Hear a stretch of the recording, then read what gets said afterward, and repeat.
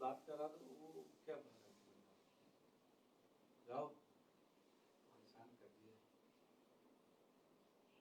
हमारी मम्मी को फोन आया, उसका चेहरा बना रहा।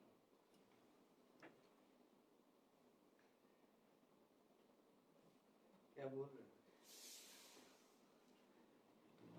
हमसे ये सब नहीं होता है, जो हैं सो हैं।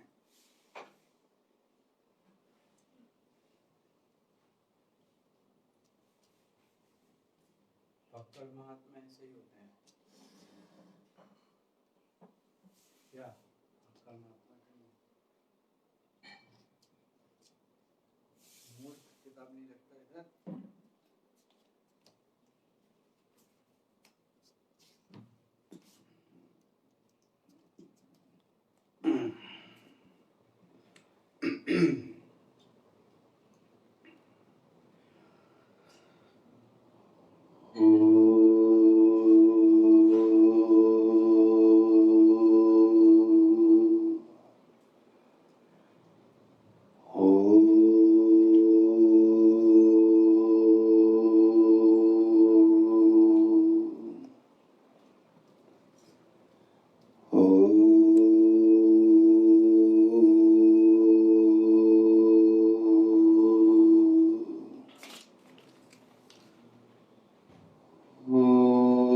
सहना भवतु सहनौ भुनक्तु सह वीर्यं करवावहै तेजस्विनावधीतमस्तु मा विद्विषावहै। ओम शांति शांति शांति। अज्ञानतिमिरान्धस्य ज्ञानाञ्जनशलाकया चक्षुरुन्मीलितं येन तस्मै श्रीगुरवे नमः। तस्मै श्रीगुरवे नमः।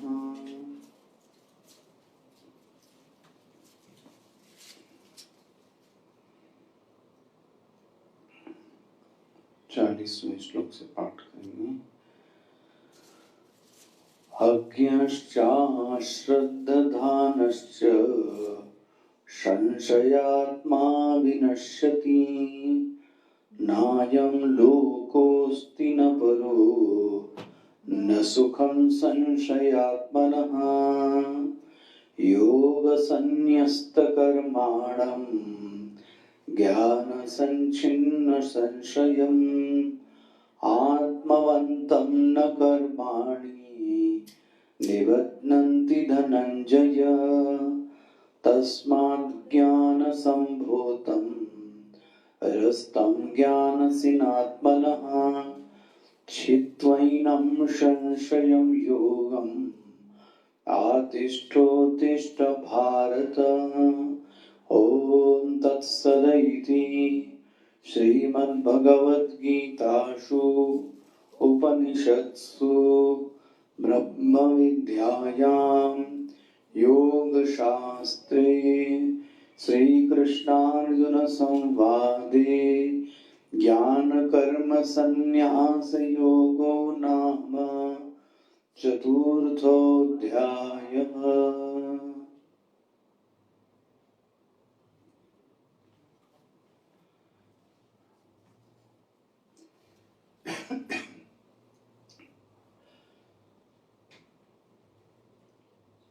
ज्ञान प्राप्ति के लिए भगवान ने एक श्लोक पहले बोला था, तद्विद्धि प्रणिपातेन परिप्रश्नेन सेवया।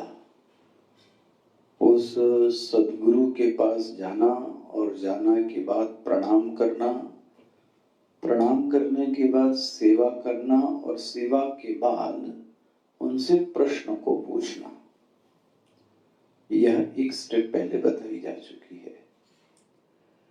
लेकिन भगवान ने आज फिर से अध्याय के आखिरी में बोलते हैं, श्रद्धावान लभते ज्ञानम तत्परः संयतेन्द्रियः।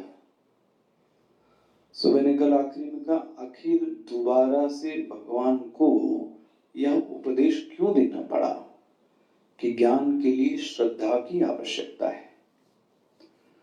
तो विद्वानों का मत है कि नमस्कार में व्यक्ति छल और कपट कर सकता है, सेवा भी व्यक्ति छल और कपट से कर सकता है, प्रश्न भी छल और कपट से कर सकता है। तो प्रश्न पूछना, सेवा करना, प्रणाम करने में संभव है कि व्यक्ति कपट पूर्ण व्यवहार कर रहा हो, लेकिन श्रद्धा ऐसी वृत्ति है जो कपटी के मन में नहीं हो सकती। या तो श्रद्धा होगी या तो कपट का भाव ही होगा। इसलिए भगवान ने फिर से बोला, श्रद्धावान लभते ज्ञानम। जिस व्यक्ति के अंदर श्रद्धा है, और श्रद्धा किसके प्रति? गुरु और शास्त्रों के प्रति। मैंने कहा श्रद्धा प्रेम से भी ऊंची है। जिस वृत्ति में प्रेम भी होवे, जिस वृत्ति में आदर होवे, प्रेम और आदर की वृत्ति के संयोग को श्रद्धा कहते हैं। गुरु के साथ प्रेम भी है और गुरु के साथ श्रद्धा भी है, आदर भी है। अच्छा, पत्नी के साथ प्रेम हो सकता है, संभव है आदर की भावना ना हो। पड़ोसी से प्रेम हो सकता है, आदर की भावना हो, ऐसा जरूरी नहीं। तो ऐसी विशिष्ट वृत्ति को श्रद्धा कहते हैं, जिसमें प्रेम भी होवे और आदर होवे। अब जो गुरु ने कहा उस वाक्य को जीवन में लागू करना चाहिए, व्यवहार में उसको उतारना चाहिए। मतलब वाक्यों को सुन लेना, कम करो सीटी मारता है, वाक्यों को सुन लेना और व्यवहार में लागू न कर पाना, तो ध्यान रखें ज्ञान का कोई फल आने वाला नहीं है। इसलिए भगवान ने एक शब्द क्या दे दिया? तत्परः। आखिर गुरु के दिए गए कार्यों में वह व्यक्ति तत्पर क्यों नहीं है? ये भी एक ज्ञान की बहुत बड़ी रुकावट है। आलसी होना, प्रमादी होना, भूल जाना। मानता तो है, ऐसा नहीं कि श्रद्धा की वृत्ति नहीं है। और क्यों नहीं हो पाया तत्पर? संयत इंद्रिय, क्योंकि उसके जीवन में अपनी इंद्रियों पर शासन नहीं है, नियंत्रण में नहीं। उन्होंने कहा ये काम कर दो, हम भूल गए। क्यों? प्रमाद। ऐसा योग्य कुछ भी शिष्य बन जावे, वह ज्ञान को प्राप्त नहीं कर सकता। इसलिए भगवान ने 3 शब्द बोल दिए, श्रद्धावान लभते ज्ञानम, तत्परः संयतेन्द्रियः, ज्ञानम लब्ध्वा पराम शांतिम। ज्ञान का परिणाम है शांति की प्राप्ति।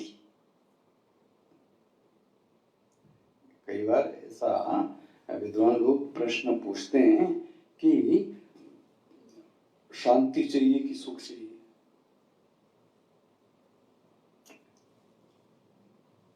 संभव है कि व्यक्ति सुखी होवे और शांत ना होवे, यह संभव है।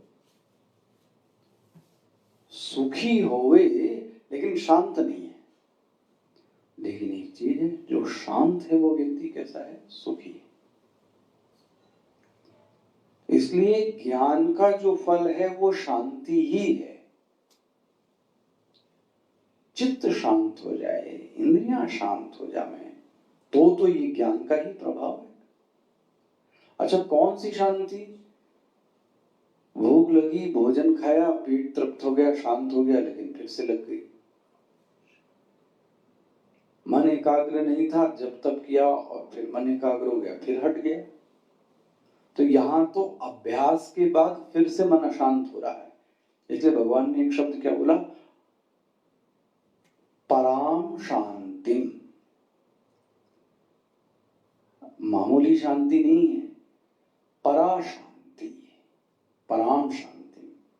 वो परम शांति को क्या करता है, प्राप्त कर लेता है। पराम शांति का अर्थ हुआ वहां पर किसी प्रकार का कोई विक्षेप उत्पन्न नहीं होता, अभ्यास जन्य नहीं है वो शांति। ऐसी शांति को क्या बोलेंगे, पराम शांति। अच्छा, अब एक इसका दूसरा भाई है, जरा देखो। अब वो क्या है,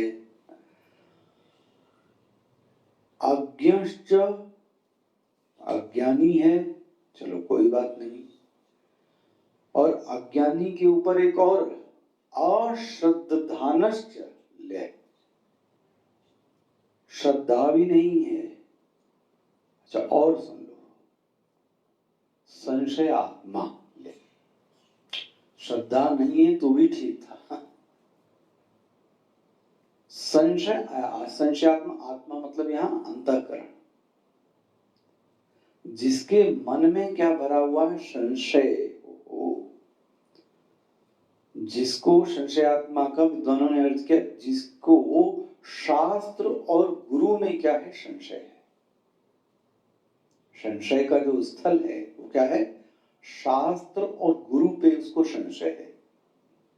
क्या संशय है, ये ठीक है या नहीं, ये गुरु ठीक है, आता जाता नहीं है कुछ, ऐसा भी हो सकता है। बहुत डांटते हैं, ये भी हो सकता है। और कई तरीके के संशय हो सकते हैं, बहुत बड़ा एंडलेस गेम है ये तो। और संशय की क्या सीमा होगी वो वही बता सकता है, संशय आत्मा। लेकिन संशय है। अच्छा, अज्ञश्च, अज्ञानी भी है, अश्रद्धानश्च, अश्रद्धालु भी है, संशय आत्मा।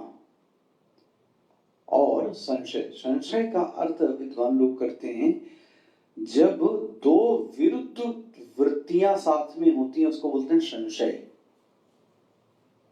दो विरुद्ध वृत्तियां, विरुद्ध वृत्तियां मतलब होगा कि नहीं, ले, या तो बोल देते नहीं होगा तो भी ठीक था, या तो ये बोल दो होगा, ये भी ठीक है। संशय का है दो विरुद्ध वृत्तियां, होगा या नहीं। बोले ये ठीक हो भी सकते हैं, ठीक नहीं भी हो सकते हैं, इसको बोलते हैं संशयात्मा। तो ऐसे संसार में बहुत सारे लोग हैं जिनको शास्त्र के बारे में पहले ही निश्चय है।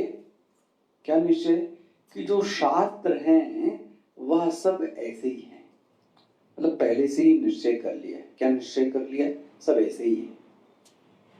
ये तो सब पंडितों ने, ऋषियों ने क्या कर दिया है, लिख दिया है, ले। तो शास्त्र के बारे में ऐसी वृत्ति, देखो जी। फिर मैंने सोच रहा था कि ये संशय का कारण क्या हो सकता है। एक तो संशय का कारण ये है कि हमारे जीवन के पहले के कुछ कर्म होते हैं, जीवन में पहले के कुछ कर्म होते हैं जिनके कारण व्यक्ति क्या बन जाता है, संशयी। आप क्या करेंगे उसके लिए, अब पिछले प्रारब्ध हैं तो। और दूसरा एक कारण होता है संशय के पैदा होने का कारण, गलत लोगों के बीच में रहना। गलत लोगों के बीच मतलब जिस रास्ते पर हम चल रहे हैं उस रास्ते को न मानने वालों के बीच में रहना। सावधानी से सुनिए, हम जिस रास्ते पर चल रहे हैं उस रास्ते को न मानने वालों के बीच में रहना और उनकी बातों को सुनना और उनके बीच में प्रपंच करना। प्रवचन सुना, सत्य ईमानदारी बड़े अच्छे से, लेकिन उसके बाद जो हमने संगति चालू की वो ऐसे लोगों से की जिनके मन में शास्त्र और गुरु के प्रति कोई भी विश्वास नहीं है। अब ऐसे व्यक्ति से आप मिलोगे तो अभी आप अंदर से मजबूत तो हुए नहीं है। अंदर से मजबूत हो तो ठीक है, कोई कुछ भी कहे मेरी निष्ठा है। इसीलिए साधक को बहुत आगे बाहर मत जाओ, ऐसा मत करो। क्यों? अभी वो पका हुआ नहीं है। बिना पका हुआ जाएगा, व्यवहार करेगा तो वायरस लेके ही आएगा। तो ये बेहतर है कि बाहर ही मत जाओ।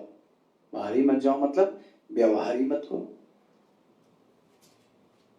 तो जब हम दो विरुद्ध लोगों के बीच में जो हमारा ध्येय है, तो जितनी विरुद्ध बातें होंगी वो तो कुछ न कुछ तो आदमी उसमें तर्क तो लगाएगा ही लगाएगा। ऐसा है, वैसा है, ऐसा उठते हैं, ऐसे बैठते हैं। वो तो चला गया वो व्यक्ति कह के। अब हमारे मन में संशय को क्या कर दिया? उत्पन्न कर दिया। इसको बोलते हैं संशयात्मा।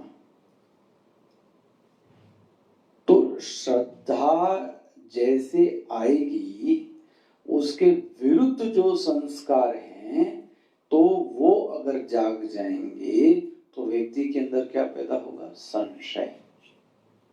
मैं तो उपाय ये कहूं कि अपनी संगति अच्छे लोगों के बीच में रखनी चाहिए। ऐसे लोगों के बीच में न जावे जिनसे हमारी जो श्रद्धा है वो क्या हो जावे? खंडित हो जावे। पहला। अच्छा, तो ये तो संशयात्मा पे बात की। अब अज्ञा। आज्ञा का अर्थ है अज्ञानी। देखो, जब वेदांत और अध्यात्म शास्त्र में अज्ञानी कहा जाता है तो ये नहीं कहा जा रहा है कि वो पढ़ा लिखा नहीं है। अरे संभव है बहुत ज्यादा डिग्री वाला होवे, तो बहुत ज्यादा डिग्री है उसको अज्ञानी नहीं कह रहे हैं। अध्यात्म में अज्ञानी का अर्थ है जिसको सच्चिदानंद परमात्मा का ज्ञान नहीं है। जिसको सच्चिदानंद आत्मा का ज्ञान नहीं है, चाहे जितने शास्त्र पढ़ लें, जितने शास्त्र, आत्मज्ञान यदि प्राप्त नहीं हुआ है तो वेदांत उसको अज्ञानी ही मानता है। कितनी अच्छी परिभाषा दे दी।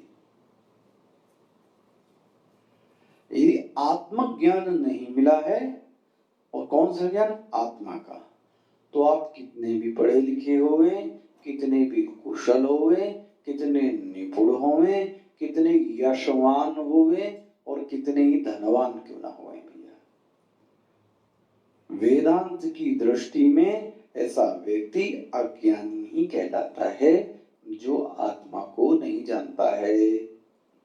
अच्छा, और वह अज्ञान जब तक दूर नहीं होगा तो अज्ञान से उत्पन्न होने वाली जो दोष हैं वो भी उसके जीवन में क्या रहेंगे? बने रहेंगे।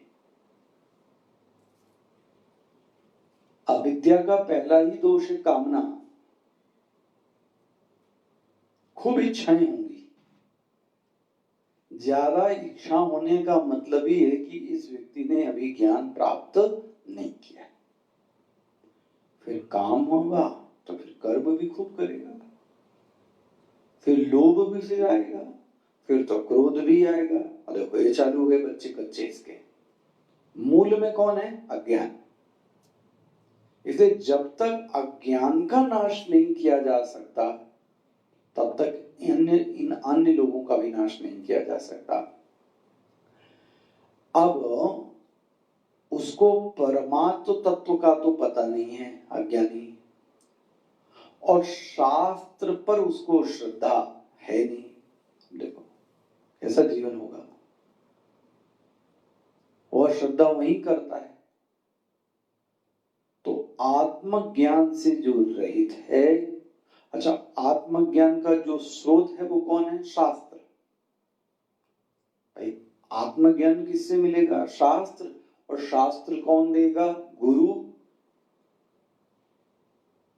इसका मतलब ना तो शास्त्र पे विश्वास है और ना तो ऐसा व्यक्ति गुरु के पास गया हुआ है। अध्यात्म की भाषा में ऐसे व्यक्ति को संत लोग गाली देते हैं, निगुरा है, पंगत से दूर बैठो। निगुरा है मतलब इसका कोई गुरु नहीं है, बोलते निगुरा। अच्छा भाई, तो आत्मज्ञान का जो स्रोत है वह तो गुरु और शास्त्र है, और इसके पास ये दोनों ही नहीं है। तो अब क्या करेगा? एक बहुत अच्छा दृष्टांत दिया। जैसे जो व्यक्ति खुद अंधा हो और वह रूप को तो जान नहीं सकता,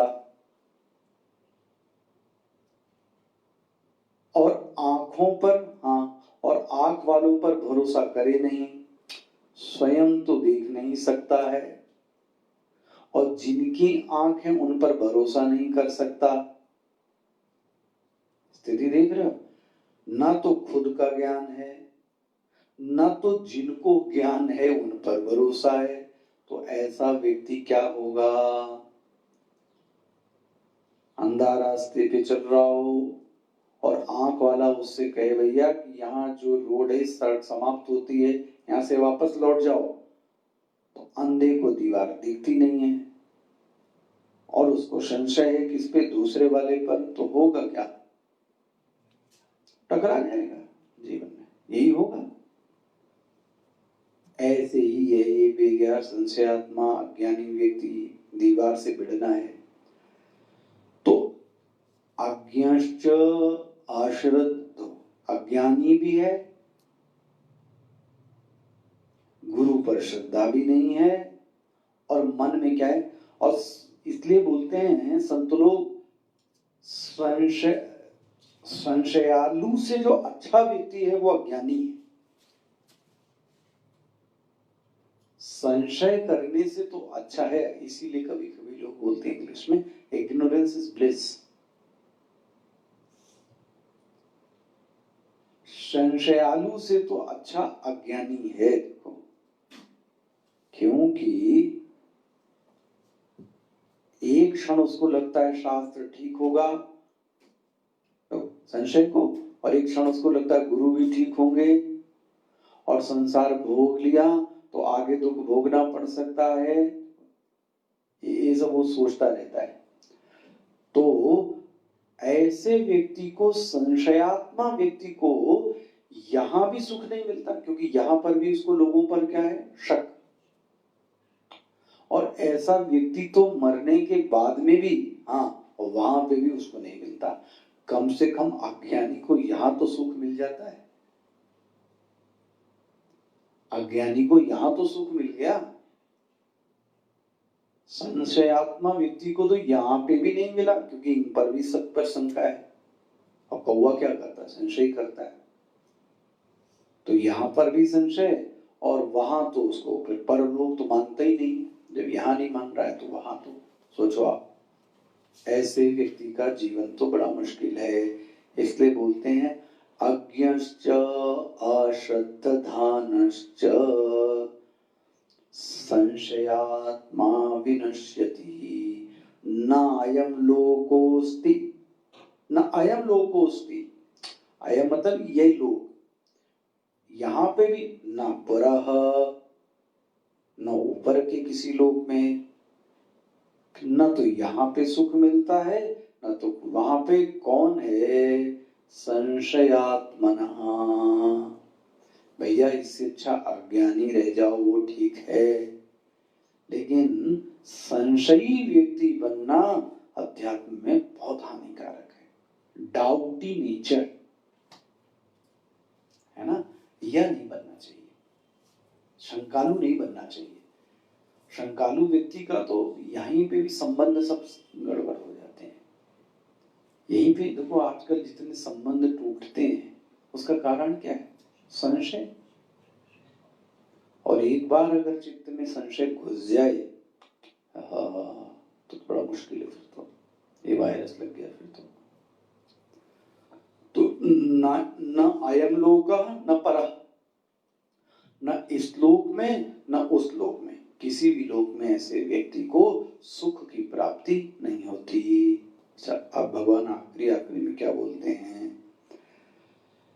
हे अर्जुन, योग संन्यस्त कर्माणम ज्ञान संचिन्न संशयम। हे अर्जुन, धनंजय, जिसने ज्ञान से सब संदेह नष्ट कर डाले,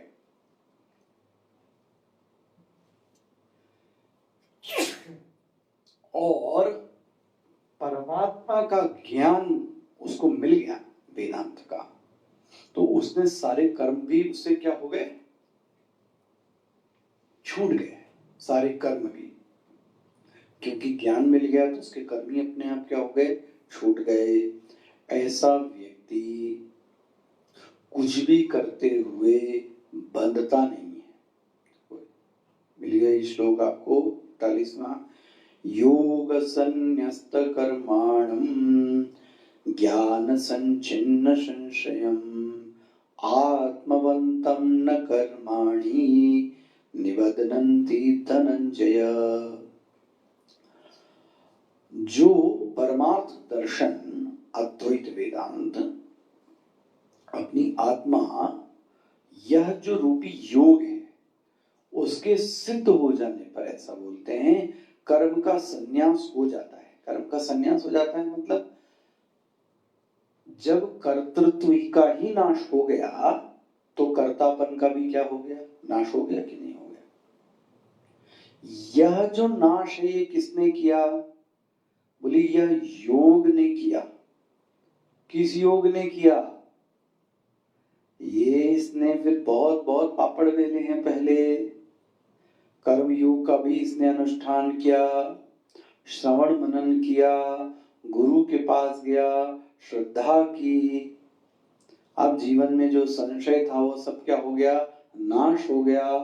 इतना इसने योग का अनुष्ठान जीवन में कर लिया, अंतःकरण इसका क्या हो गया? शुद्ध हो गया। अब ऐसे शुद्धांतःकरण से जब वह ज्ञान प्राप्त करता है, स्वयं को देखता है, तो पहला योग मतलब यह परमार्थ ज्ञान प्राप्त कर लिया। संन्यस्त कर्माणम, सभी कर्म उससे क्या हो गए? छूट गए। क्यों छूट गए? अरे कर्तृत्व का ही नाश कर दिया ज्ञान ने, तो कर्म कैसे हुए? और ये संशय कैसे नाश हो गए? ज्ञान संचिन्न संशयम, ज्ञान प्राप्त होने से, अंतःकरण में ज्ञान हो जाने से जितना भी अशुद्धि थी, संशय, वह सब क्या हो गया? नाश हो गया। अब उसको क्या ज्ञान हो गया? मैं आत्म चैतन्य हूं। अशुद्धि थी तब तक तो कॉन्शियसनेस नहीं पता लग रही थी। ये कॉन्शियसनेस का भान तभी तक नहीं होता जब तक कि अशुद्धि है चित्त में। जैसे ही चित्त शुद्ध हो गया, उसको भान हो गया मेरा स्वरूप कैसा है? ब्रह्म है, चिदानंद रूपः शिवोहम शिवोहम। इसलिए श्रवण मनन करने पर भी खूब ज्ञान की जो अग्नि थी वो क्या हो गई? प्रदीप्त हो गई, है ना। और इसने श्रद्धा से सुना, और इसके करने से संशय सब क्या हो गया? ज्ञान के सुनने से सब संशय क्या हो गया? नाश हो गया। अगर श्रवण मनन नहीं करते तो फिर संशय का नाश। तो जाके गुरु के पास उसने सुना तो वह सब की सब चीजें क्या हो गई? नाश हो गया। ऐसा व्यक्ति को आत्मवंतम न कर्माणि, उसको कर्म क्या करते हैं? बांधते नहीं है। देखो जी, कर्मों में बंधता नहीं है वो, क्योंकि कर्म तो करता ही नहीं है, क्योंकि कर्तृत्व का ही क्या हो गया? नाश हो गया। अपने मौज मस्ती में चलता रहता है जीवन।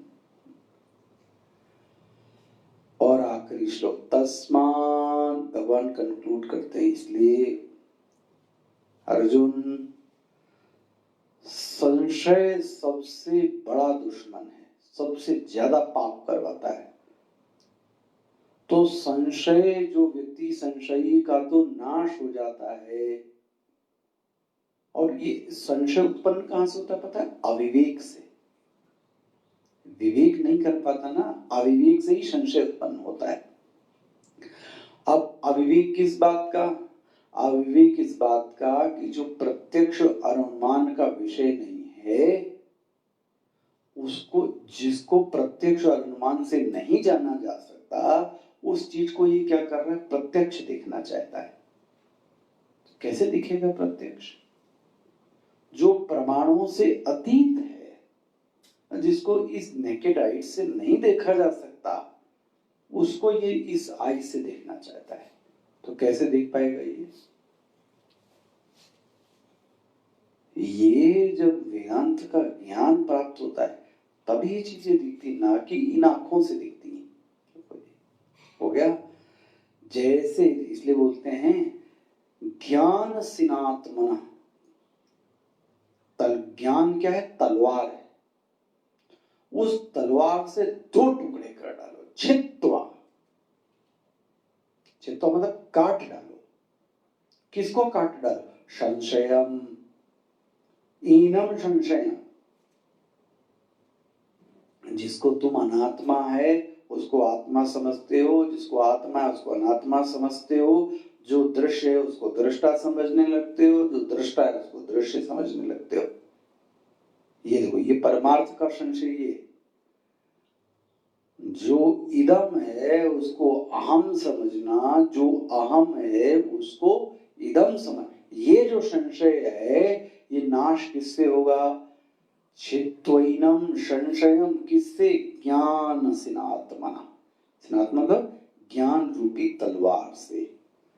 अपने हृदय के अंदर जैसे तलवार दो टुकड़ा कर देती है, ऐसे ही यह प्रमा दो टुकड़ों में बांट देती है। क्या बांट देती है? इदम अलग, अहम अलग। स्पष्ट हो गया? यह दृष्टा दृश्य का विभाग कर देती है। हे अर्जुन, और भगवान बोलते हैं अब बैठे मत रहो। देखो, बैठे मत रहो, उठो, उठो, तिष्ठ, उत्तिष्ठ। देखो, भगवान अर्जुन को कहते हैं संशय नाश हो गया। अब इसका देखो, इसका अभ्यास साधक को प्रतिदिन करना चाहिए, वो एक अलग चीज है। लेकिन यहां भगवान समाप्त करते हुए कहते हैं तुम उठो और जाओ युद्ध करो, क्योंकि तुम्हारा जीवन का जो पहला कर्तव्य है वो क्या है? युद्ध करना। ये भी उत्तिष्ठ भारत, हे अर्जुन जाओ, खड़े हो जाओ और युद्ध करो। ये है ज्ञान। देखो गीता कितनी अच्छी, फिर से लौट घूम फिर के वहीं पे चली आई। उत्तिष्ठ, अर्जुन बैठ गया था कि मैं नहीं लड़ूंगा, याद आ गया आपको रथ की पीठ में? तो भगवान बोलते ना ना ना, सबसे पहले अपने कर्तव्य का अनुष्ठान करो। युद्ध करना ही तुम्हारे जीवन का सबसे पहला कर्तव्य है। अभी जो परिस्थिति प्राप्त है वो कौन सी है? युद्ध की है। योगानुष्ठान से काम नहीं होगा, इस समय जाके क्या करो? युद्ध करो। और ऐसा कहकर भगवान ने वह जो चौथा अध्याय था वो क्या किया? समाप्त किया। किसे? ज्ञान रूपी तलवार से अज्ञान का क्या कर दो? नाश कर दो। अब भगवान शंकराचार्य जी ने इस अध्याय का नाम रखा ब्रह्म यज्ञ प्रशंसा, क्योंकि इसमें अनेक प्रकार के यज्ञों का निरूपण हुआ, आपने देखा। और सबसे अच्छा कौन सा यज्ञ था? ब्रह्म यज्ञ, सबसे अच्छा। लेकिन कुछ लोग इसलिए इसका नाम क्या उन्होंने रख दिया? ब्रह्म यज्ञ प्रशंसा। सबसे अच्छा यज्ञ ब्रह्म यज्ञ था। लेकिन मधुसूदन सरस्वती जी ने इसको ब्रह्मार्पणम योग कहा है। एक मंत्र है ना, ब्रह्मार्पणम ब्रह्म। तो मधुसूदन सरस्वती जी ने इसका नाम क्या रखा? ब्रह्मार्पण। और कई कई गीता की किताबों में इस अध्याय का नाम क्या रखा गया? ज्ञान कर्म संन्यास योग। कर्मों के संन्यास का साधन जब ज्ञान बन जावे, आत्मज्ञान मिला तो कर्तृत्व का नाश हो गया, तो कर्म का ही क्या हो गया? नाश हो गया। इसलिए इसका कई जगह नाम क्या लिखता है? ज्ञान कर्म संन्यास योग से भी प्रसिद्ध है। तो इस समय उसमें उत्तम अधिकारी के लिए बोलते हैं ज्ञान निष्ठा, और मध्यम अधिकारी के लिए कर्म निष्ठा है। स्पष्ट हो गया? इस तरीके से यह पूरा अध्याय समाप्त होता है। तो यह संभवतः अध्याय कितने दिन चला? कितने दिन? 36 36 दिन हो गया। तो यथामति जो मुझे समझ में आया, जो मुझे गुरुओं से प्राप्त हुआ, और वह किंचित किंचित यथामति मैंने आपके सामने रखने का प्रयास किया। ये तो अथाह समुद्र है, आपसे बताऊं। फिर से इन श्लोकों पर सोचा जाए तो फिर से बहुत कुछ ऐसा निकलना प्रारंभ हो जाता है चित्त में। तो भगवान और गुरुदेव की कृपा से, और ऑनलाइन श्रोता जो सुन रहे थे, इन्होंने ध्यान से सुना, उन सभी को मेरा बहुत बहुत धन्यवाद कि आपने मुझे एक मौका दिया कि मैं भी इस महान अध्याय 4 का स्वाध्याय कर पाया। और गुरुदेव के चरणों में, संत जनों के चरणों में प्रणाम। उनके आशीर्वाद से ही यह यज्ञ निर्विघ्न ऑनलाइन पूरा हम कंप्लीट कर सके। जिन लोगों ने, हमारे कार्यकर्ताओं ने इसमें मदद की, उनको भी सबको बहुत बहुत धन्यवाद। अब बहुत सारे लोगों का मैसेज, किसी लोगों का आया, किसी का कॉल आया कि अभी बंद कीजिए। कुछ लोग बोलते हैं रेस्ट लेना भी चाहिए थोड़ा। तो संशय की स्थिति है, क्या किया जाए क्या न किया जाए। तो फिलहाल अभी तो ये निर्णय है कि कम से कम 1 सप्ताह तो अभी कुछ नहीं करते हैं। फिर परमात्मा ने अंतःकरण में यदि मेरे फिर से डाला कुछ कि नहीं भैया चलो, तो अगर मेरे आया और ऐसा आप लोगों की तरफ से भी कुछ आया, तो मैं फिर से अध्याय 5 फिर से 4 पढ़ा दिया, 5 पढ़ा देंगे, इसके बाद अध्याय 5। लेकिन 1 सप्ताह भी ब्रेक लेते हैं, फिर देखते हैं मन में क्या आता है, उस पर फिर बात करने की कोशिश करेंगे। आपको मेरे ख्याल कार्यकर्ताओं ने लिख दिया होगा, आपको लगता है कि आश्रम की मदद करनी चाहिए कुछ, तो जरूर मदद कीजिए। ऊपर लिख के आ रहा होगा, आप उस पे गुरु दक्षिणा भेज सकते हैं। कोई दिक्कत हो तो उस पे नंबर लिखा होगा, तो फोन करके पूछ सकते हैं कि हम कैसे करें, जिनको नहीं समझ में आ रहा। और नहीं है तो जब हमसे मुलाकात होगी फिर आप दे दीजिएगा। लेकिन इसको, ज्ञान को बार बार फिर से क्या कीजिएगा, दोहराइएगा। ठीक है? इसी के साथ आप सबको प्रणाम। स्वस्थ रहिए, प्रसन्न रहिए। प्रार्थना करके फिर समाप्त करते हैं। ओम सर्वे भवन्तु सुखिनः, सर्वे सन्तु निरामयाः, सर्वे भद्राणि पश्यन्तु, मा कश्चित् दुःखभाग् भवेत्। ओम असतो मा सद्गमय, तमसो मा ज्योतिर्गमय, मृत्युर्मामृतं गमय।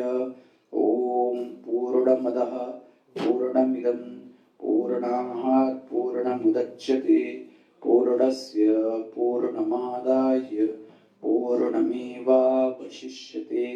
ओम शांति शांति।